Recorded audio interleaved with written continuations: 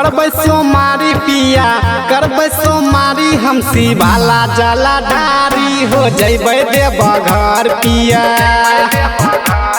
हो जैबै बोला बम पिया बाबा दुआरी हो जैबै देवघर पिया बैजू दुआरी हो जैबै बोला बम पिया। हाँ करबै सोमारी पिया करबै सोमारी हम शिवाला जल ढारी हो जैबै देवघर पिया हम जैबै देवघर पिया भोला दुआरी हो जैबै देवघर पिया भोला दुआरी हो जैबै देवघर पिया बाबा दुआरी हो जैबै देवघर पिया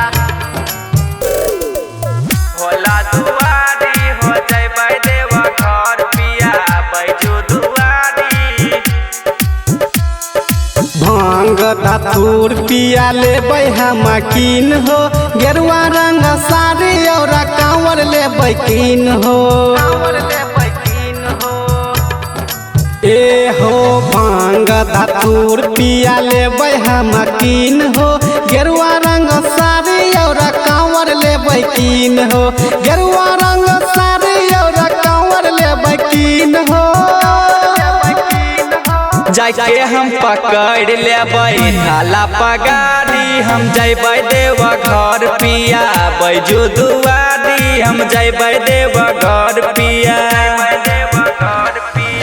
करबै सोमारी पिया करबै सोमारी हम शिवाला जल ढारी हो जैबै देवघर पिया हम जैबै देवघर पिया बैजू दुआरी हम जैबै देवघर पिया। बाबा दुआरी हो जैबै देवघर पिया भोला दुआरी हो जैबै देवघर पिया बैजू दुआरी। संजीत बिहारी संगे जैबै देवघर हो भोला जी से मांग लेबै सुंदर नीमन घर हो संजीत बिहारी संगे जैबै देवघर हो भोला जी से मांग लेबै सुंदर नीमन घर हो भोला जी से मांग लेबै सुंदर नीमन घर हो सिंगर कृष्णा साथे करब जलाधारी हो जैबै बोला बम पिया बाबा दुआरी हो जैबै देवघर पिया बैजू दुआरी